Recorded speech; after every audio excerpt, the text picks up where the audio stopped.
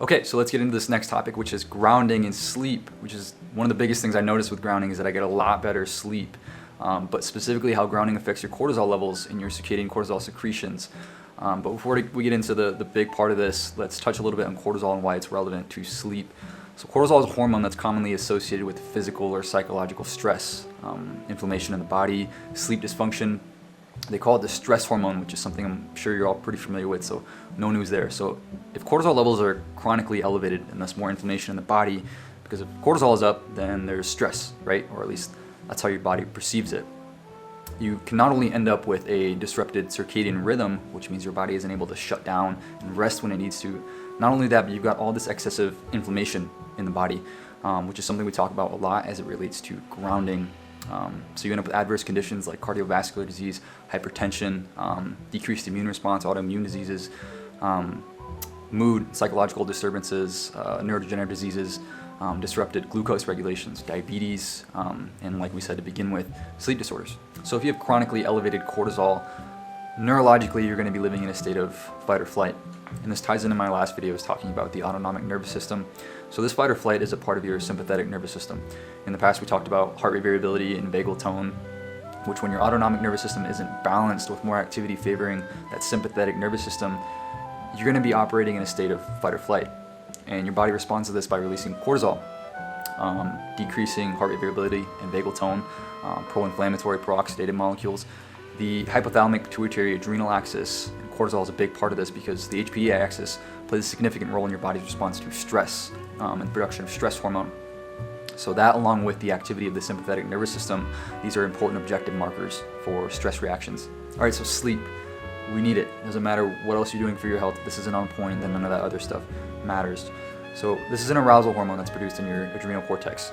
So when you're relaxed, when you're not overstressed, when your autonomic nervous system is balanced, when this is balanced, your body will produce a predictable day and night pattern of cortisol secretions, which is high when you wake and low when it's time for rest. So a healthy circadian cortisol secretion profile, we would see higher levels of cortisol during the day and lower levels at night when you're resting. If we're looking at a graph representation of circadian cortisol, we would see the high spike around 8 a.m. and then a gradual decrease to its lowest point, which is around midnight.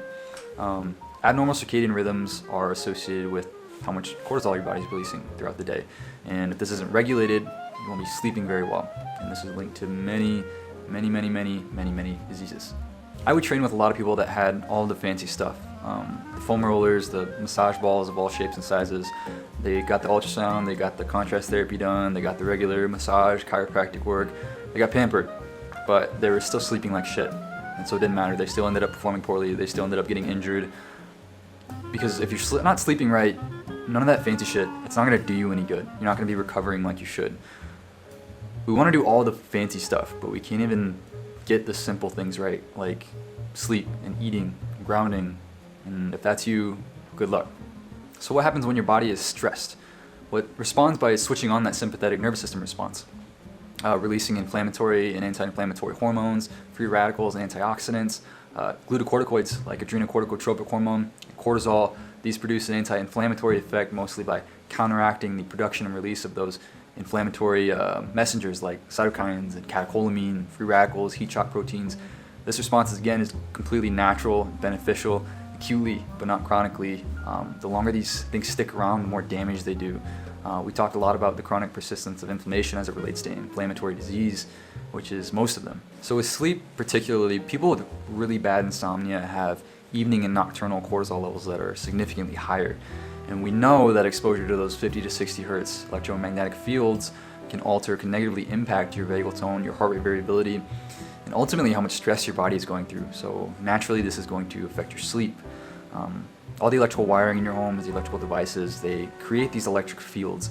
And when you're in proximity to these fields and you're not grounded, your body will act as an antenna of sorts. And these electric fields will bend towards your body and electrify it in a process called electrical induction. The radiation from these frequencies has been shown to alter cerebral blood flow, that hypothalamic pituitary adrenal axis, and elevate cortisol serum levels. If we hook you up to an EEG and expose you to these frequencies, we will alter your body's ability to get into that deep sleep, that REM sleep. So exposure to these fields, along with being insulated, which we'll get into, disrupts your body's normal sleep patterns, which is measurable with specific parameters like sleep EEG, hormone levels, REM sleep patterns, autonomic nervous system balance. On top of this, chronic elevation of adrenoglucocorticoid is associated with aging. Excessive cortisol contributes to the aging process by cognitive impairment and neuron loss. A lot of depressive related disorders are linked to altered pituitary adrenal function, which is going to lead to chronically elevated cortisol and disrupted normal circadian cortisol secretions, which makes sense, right? If we're not getting enough sleep, then it throws everything else off. We're moody. Going back to those EMF fields that I talked about earlier, these also have been linked to depressive, suicidal behavior, headaches. I know if I stare at a screen for too long, my head fucking hurts. A big part of that, the frequencies that electronics give off, the blue light, maybe a little bit of the stupidity. Chronic exposure is also linked to neurologic changes, which lead to things like amyotrophic lateral sclerosis, ALS, cognitive impairment again, spatial disorientation. All this in addition to being considered a class 2B carcinogen. So this was a study published in 2004 in the Journal of Complementary and Alternative Medicine. And what they wanted to find out was how grounding affected these circadian cortisol levels, and as well as some subjective parameters like pain, stress, fatigue, in a group of people with sleep disorders. And what do we know about grounding so far? Yep, that's right. So grounding is simply maintaining your body at the same electrical potential as the earth by being barefoot or wearing sweet-ass sandals by transfer of electrons. This reduces inflammation and oxidative stress in the body, improves the cardiovascular system by acting as a natural anticoagulant, reduces protein catabolism in the body, improves vagal tone, which is a measure of how balanced your autonomic nervous system is, heart rate variability, and plenty of other things which we haven't even got to yet, but these are the big ones, and this is another big one with circadian cortisol levels. And I apologize, we should have addressed this in the beginning, but what is circadian cortisol? So let's look at the first word, which is circadian, which is something I'm sure you're all familiar with. You've seen it a lot, you've read about it a lot, circadian rhythm. What is circadian rhythm? It's essentially your body's internal clock. It's how your body knows when it's time to be awake and awesome and when it's time to rest. So your autonomic nervous system has been shown to respond to changes in solar and geomagnetic activity, as well as synchronize itself with the different time-varying magnetic fields around the world. And this has to do with field line and Schumann resonances. When your circadian rhythm isn't synced to the geologic zone you're in, then your physiologic timing is off. An example of that is jet lag.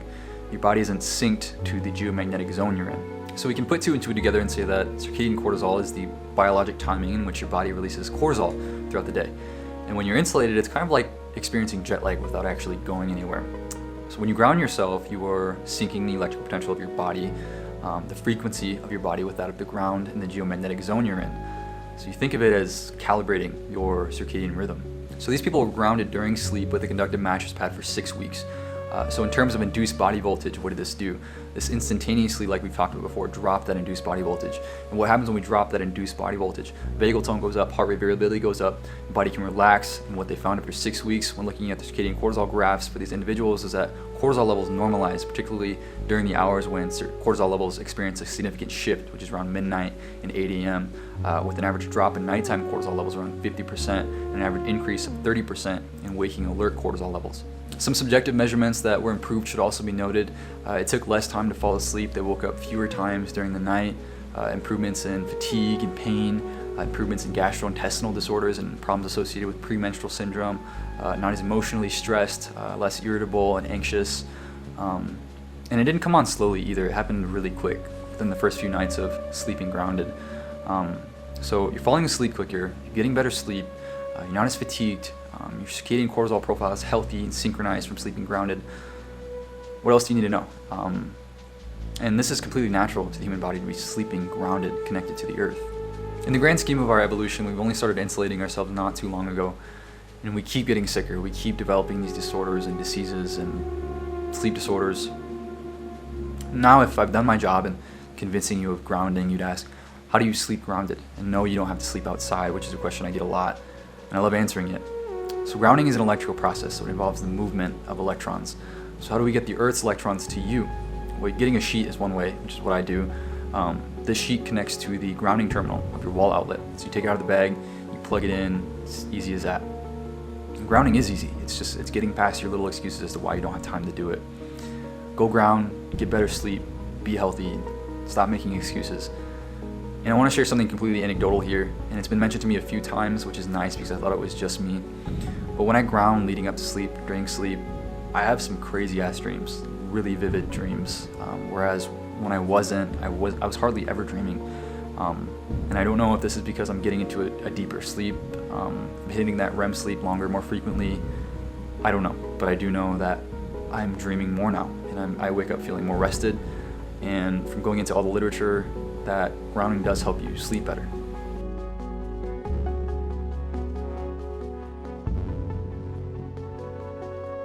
If you guys are digging these videos, be sure to let me know. Share them. Be on the lookout for new ones every who knows when, because they take forever to make. But I love talking about grounding, so I'll keep making them. I also upload them to YouTube and the website, so you don't have to go digging for them. So until next time, I'll see you guys. Got some signals to make, so see you later.